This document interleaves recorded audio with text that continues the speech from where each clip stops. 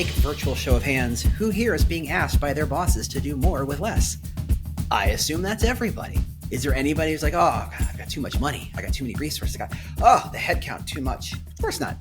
2024 is going to be the year we have to get efficient, effective, getting more done. And that's a challenge because let's be fair, it's not like you were slacking off before. It's not like you're like coasting in a third gear situation, running about 80% with a little bit of room to go should you need it. No, I suspect that most of you are running at about 105, 110% capacity and have been for quite some time. And then, of course, let's throw in all of the layoffs we're seeing in the news and all the everything's uncertain, everything's confusing, no one knows what's going on. It is not the most fun time to be a recruiter. And as your boss puts more demands on you, I'm not sure what you're going to do. Now, when you're in that situation, you've probably thought, well, okay, well, it's the year of AI. Let's go get some AI. Let's investigate some AI. And you've cast about and looked around. And then you thought, well, what if we just changed systems? What if we changed ATSs? What if we had a different strategy? What if I don't know, what are we going to do? And you've cast about for some alternatives. And at some point, you probably cast about for some employer brand. You asked yourself, will employer brand help? Well, of course it can. Now, I'm very aware that I'm the guy who talks about employer brand, and there's a whole to a person with a hammer, every problem looks like a nail. And I get that. That's not what this is about. But it's certainly something you've considered. We've talked about employer brand. People talk about it all the time. Maybe it's going to help me become more effective, you thought. And then you went and priced it out and yowza, right? I've seen some pretty insane prices. I've seen some pretty significant prices. I've seen some, gosh, that sounds like a capital expenditure kind of below the line kind of pricing. We're talking six figures. We're talking deep six figures. I saw an employer brand project priced out at $200,000. Okay, it was a big company, sure, but usually when you talk about employer brand, no one's thinking cheap. Everyone's thinking about this is expensive. I get that. I do. But it doesn't really have to be. Because when you get down to it, an employer brand is not buying a deck with a couple of fancy words called an EVP on it. It's about coming up with a strong strategy. Now, I'm a big fan of strategy because strategy isn't just a nice way of saying a very smart plan or a well-considered idea. Strategy is a way of replacing effort with thinking. It's true. It really is. If you have a better strategy, you get more outcome, you get more achievement, more return on your investment because of the strategy. That is what a strategy is there to do. So if you're asking your question, should I get some employer branding? That's the wrong question. Why? Isn't employer branding good, James? Don't you love to talk about employer branding? Don't you love to talk about how much you care about and how important employer branding is? Yes. But should I get some employer branding is the wrong question. The right question is, well, we're not going to get to that. The problem is the reason why it's the wrong question is because you're already doing it. You're already doing so much employer branding, even if you don't think you are, even if you don't have a full-time employer brander on staff, even if you've never hired a consultant or an agency to build your EVP, you are every single one of you branding. It's in your job postings, in your videos, in your career sites, and what you post on LinkedIn. It's how you ask questions in the interview screen. It's in your offer letters. It's in every single touch point. It's in the LinkedIn banner of your recruiters. It's how quickly you respond to candidates. It's the kind of questions your hiring managers ask in interviews. It's all of it. Every single touch point, every single interaction is employer branding. So if that's the wrong question, what's the right question? The right question is, what is the least amount I can do right now to make my employer brand that I'm already doing make a difference? What is the least amount of work I can do? Because let's be fair, I have no extra time or effort or money or capacity or resources to throw at it. What's the least amount I can do to get a return on that time or energy? That is the question. That is what we're supposed to be talking about. And a way of reframing that question might be this. What is your minimal viable employer brand? Not what is your EVP, but what is the way you make maximum impact with minimal investment? Now, what do we mean by maximum impact? That means more of the people you want to hire want to work with you. People are responding to outreach. People are engaged with your recruiters. People are asking good questions. People are showing up to interviews. People are saying yes to your offers. That is maximum impact. The question is, how do you achieve that without breaking the bank or asking your boss to, mortgage the company? So I'm James Ellis. I'm a total nerd bomber for this stuff. That's what I do. It's what I think about. It's what I talk about. It's what I podcast about. It's what I write about. It's what I speak about. It's what I do. It's a complete consuming passion of mine. And I hope that at the end of this, you'll start to realize that employer branding isn't what you think it is. If you've been reading Harvard Business Review or recruiter.com or any number of other publications who try to talk about employer branding, very often they're focusing on how, I don't know, AT&T might do employer branding, how Ford might do employer branding, how massive companies, massive global companies should do employer branding. And the truth is, most of you don't work there. Most of you work at smaller regional companies or local companies.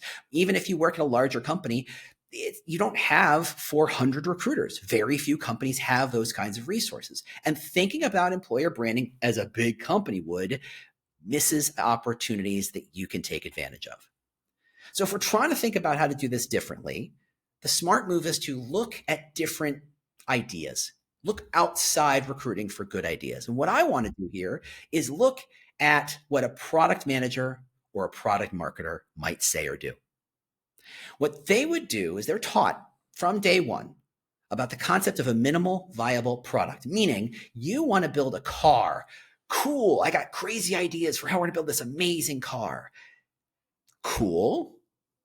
It's expensive to build a car, not just because cars are made of steel, but because you got to test things. You got to procure rubber and glass and steel and copper and all sorts of other stuff. It's expensive. It's hard to, honestly, to think about what it takes to build from scratch a car. I'm talking tens, maybe even hundreds of millions of dollars to build a car. Because once you have the first one, okay, the next one's much less expensive. But just to get the first one out the door, insanely expensive. And so what they teach product managers or product marketers is to go smaller.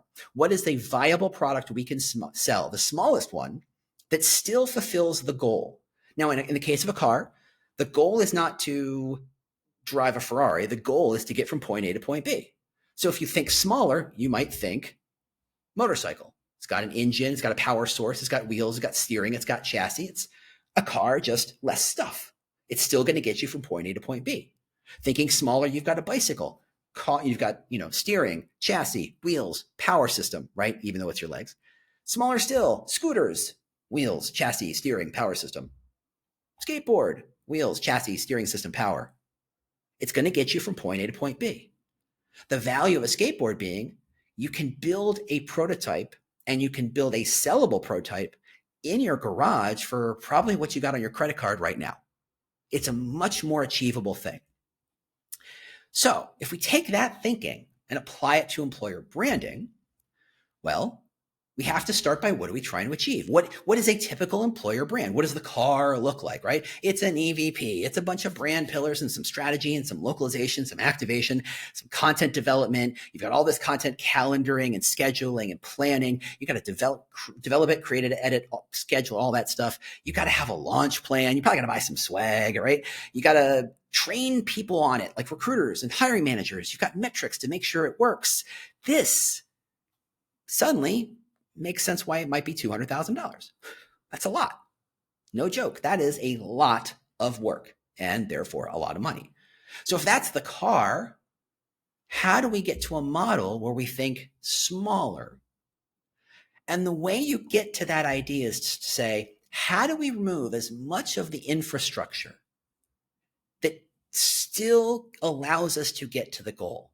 If the goal for an employer brand is to get more people to want to work for us, more of the people we want to hire to want to work for us, yeah, you can build a massive EVP network. You can build advocates. You can buy $100,000 worth of swag and give it out to everybody. You can build commercials. You can buy ads. You can, generate lots of video content and put it on your LinkedIn profile and your Instagram profile and your TikTok profile. Because let's be fair, we got to do that now. You got to build a sexy career site. You got to do all this cool thing. You got to do all this stuff to achieve the goal of getting more of the people you want to hire to want to work for you.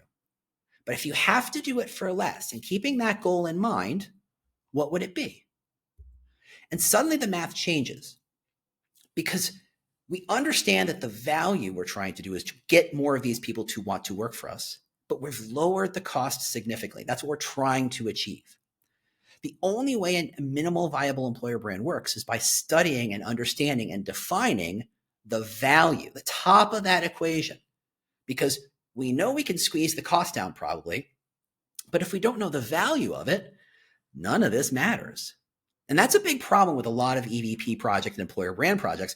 People think they need a brand, they need an EVP, they need all this stuff, but they don't always understand what the value they're trying to achieve is. It's like magic fairy pixie dust. You sprinkle on things and magically makes everything better. And that's not really what it is, right?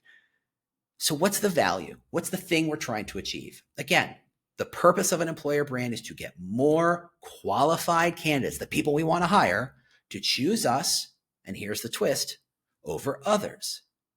How do we get more great hires and not just applications?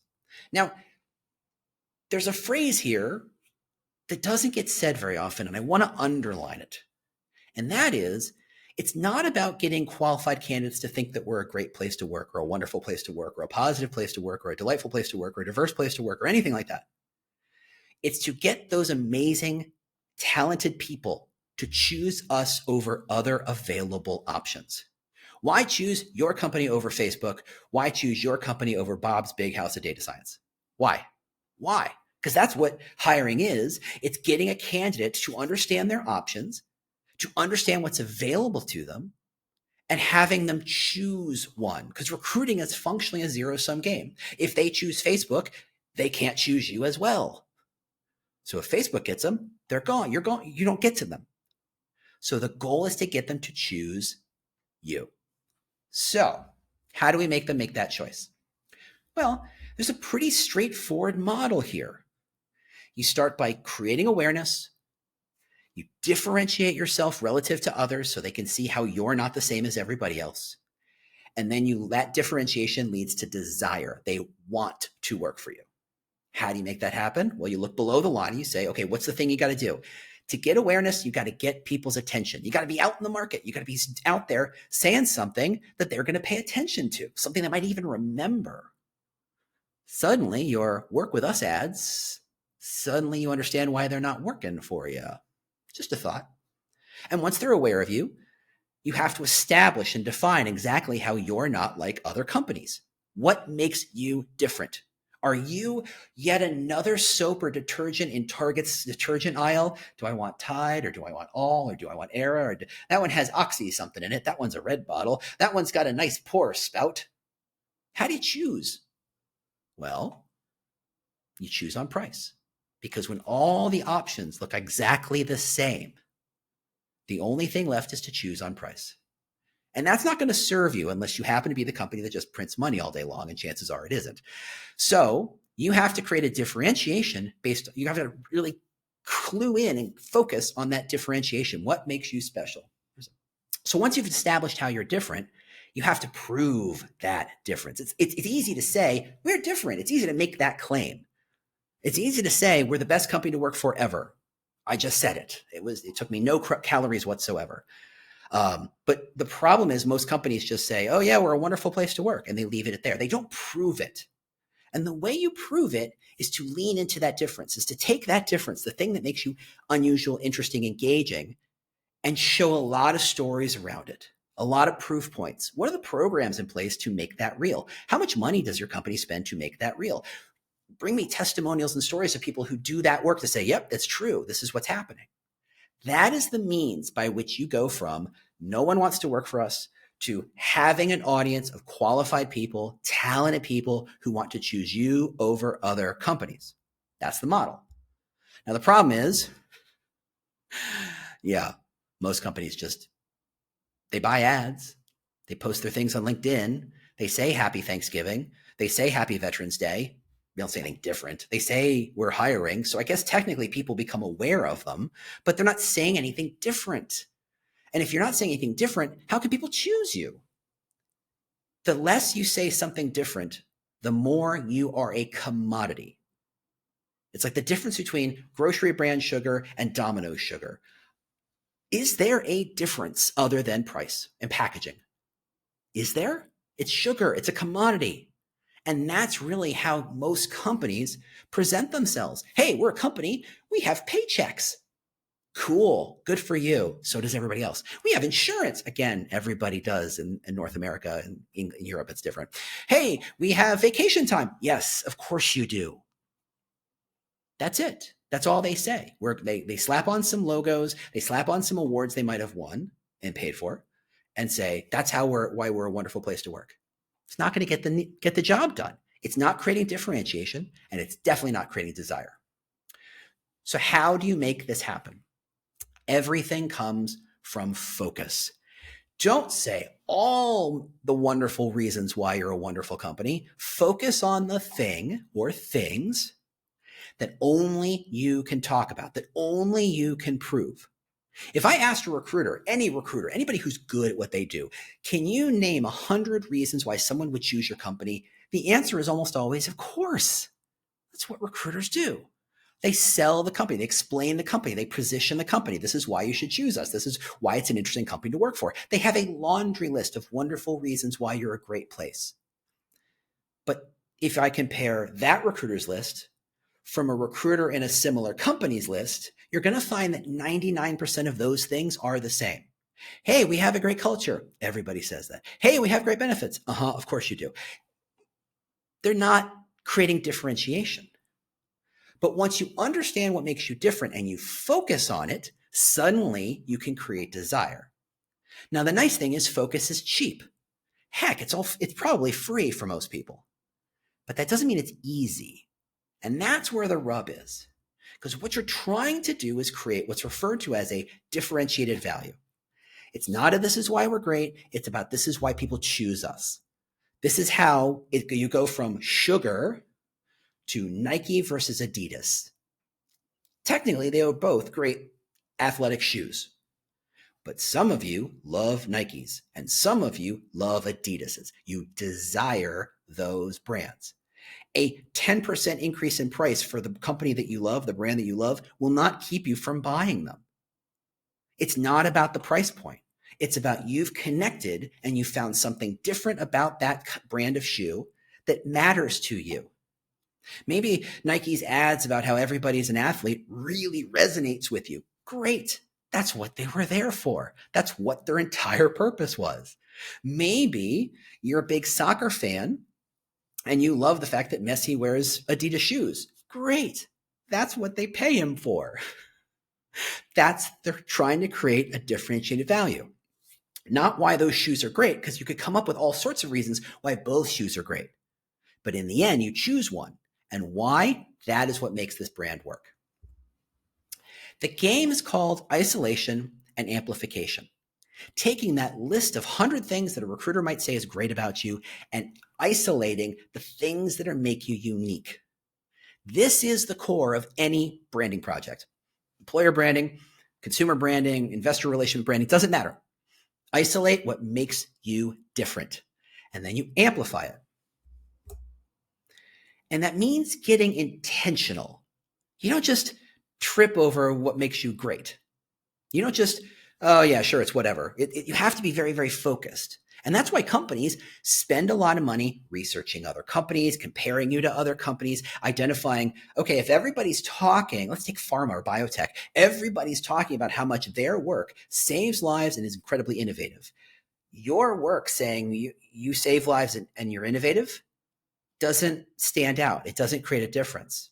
Having understood what the market says, we now know what we need to say is, we're the place you want to work if you want to work at the best company. This is the company, or this is the one that supports its people the most. You have to find the thing that's great about you that's different from other companies intentionally, things that your audience wants. Now that can go either way. You can either decide what your audience wants and offer it to them, or you can decide what you offer and find the audience that wants it. You can go either way. I'm not going to prescribe a solution there, but you need to isolate it and amplify it because that is how you create focus. For example, for the longest time, all Volvo did was talk about how safe its cars were. Not that they were reliable, not that they were attractive, not that they were fuel efficient, nothing like that. Just safety, safety, safety, safety, safety, safety, safety. Were they reliable? Yeah. Were they fuel efficient? Yeah. Did they talk about that? No. They isolated on safety. Why? Because they were the only ones talking about it. And the more they talked about it, the more a tiny little car company from Sweden, if you can believe it, competed with Ford and Toyota and GM and Honda, BMW et al. They found something that made them different. They isolated it. They amplified it. Now, when you go to a Volvo showroom, they'll talk about fuel efficiency, but the idea was hook you in and pull you in on the thing that makes them different. So how do we use isolation and amplification to get to a desire? Well, you're going to get people's attention by talking about the thing that makes you different. Here's where that works.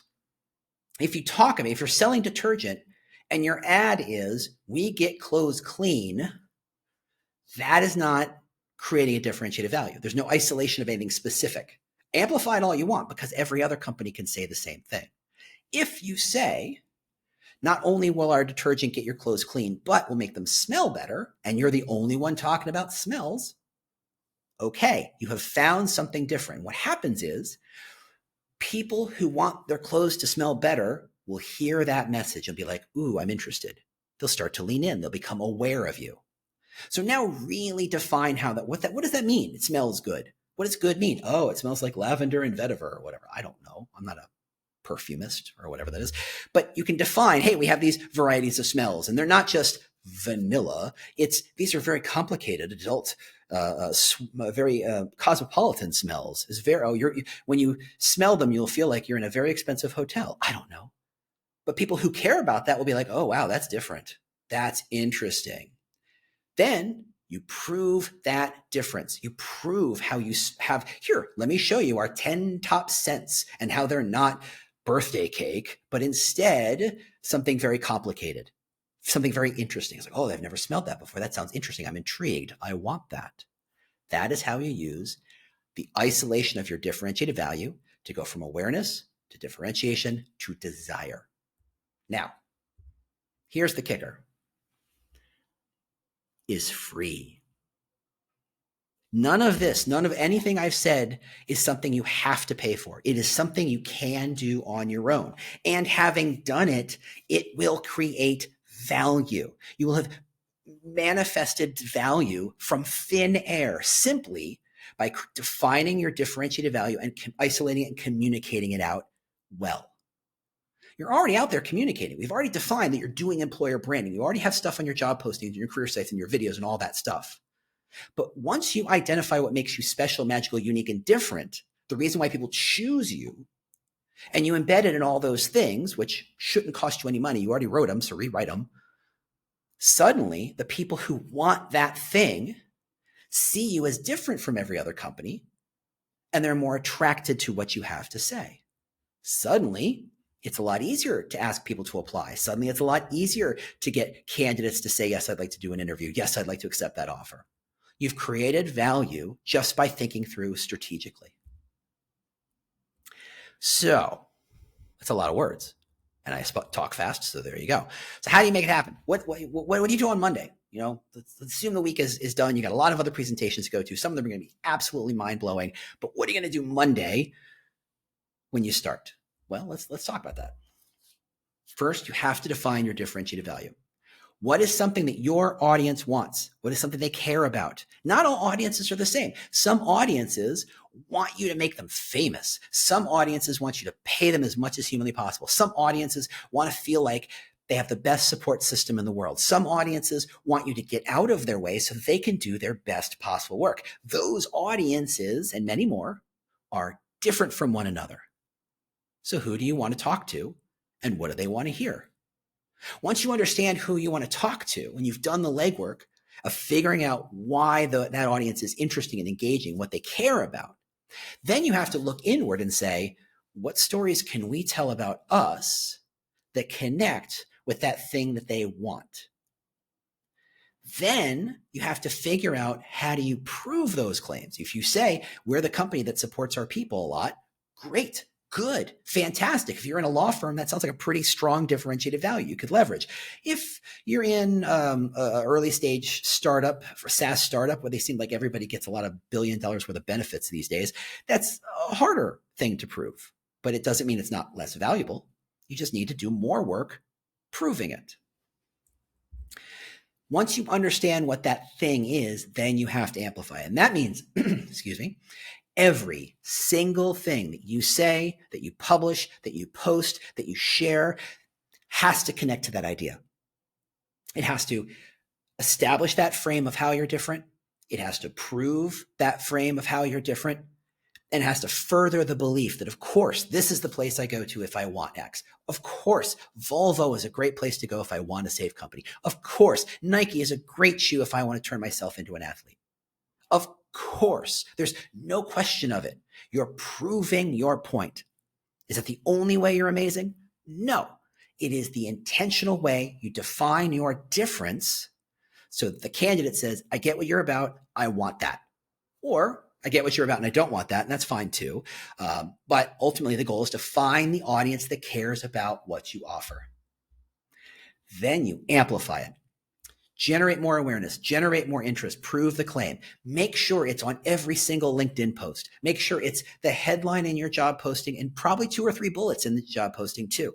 Make sure it's obvious in your career site, in your videos, how you label your videos, the title cards, everything needs to amplify that thing that makes you special.